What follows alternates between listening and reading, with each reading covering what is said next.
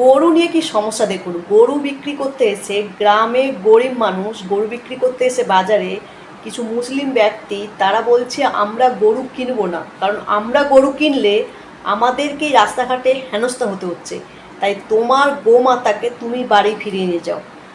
বিপদে পড়ছে গ্রামের প্রান্তিক মানুষজন। কি ঝামেলা চলছে একটু ভিডিওটা ভালো করে দেখুন।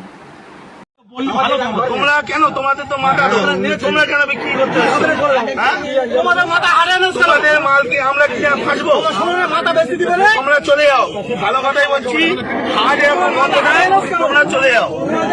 কেউ একটা ভালো কথা লোক এনাদের কেউ একটা কিন্তু কোনো কথা বলবে না। উপরে বলুক, উপরে বলতে পারো, করে খাই আমরাও করে খাই। এখন কথা হচ্ছে ওনাদের মাথা ওনারা বেঁচে দিচ্ছে, আমাদের মুসলিম ভাইরা কিনছে, কিনে ফেসে যাচ্ছে, ওনারা টাকা টেনে বাড়ি চলে যাচ্ছে, আর কিন্তু ওনার সমস্যা নেই। সুতরাং কেউ একটা এদের কোনো কথা বলবে না, এনারাও করে খায়। কিন্তু তোমরা মানে কাকা নিয়ে বাড়ি চলে যাও। সরকার যতক্ষণ না নির্দেশ দিচ্ছে কি হবে কেউ কোনো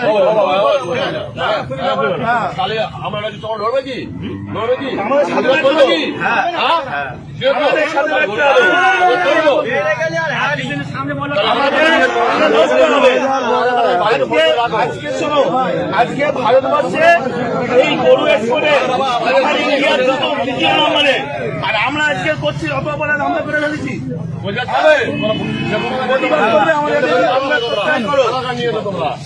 আমাদের সাথে প্রতিবাদ করলে থাকো, না হলে দেখো না।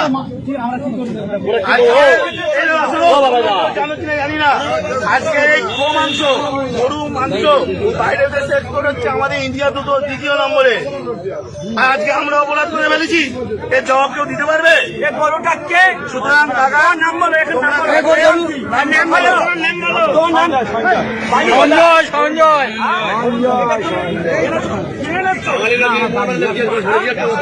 14 বছর বয়স হয়েছে, এটা 14 বছর বয়স হয়েছে, তুমি এই কাজটা করলে কেন? তোমার কালকে তো ঘন্টা হচ্ছে, আমরা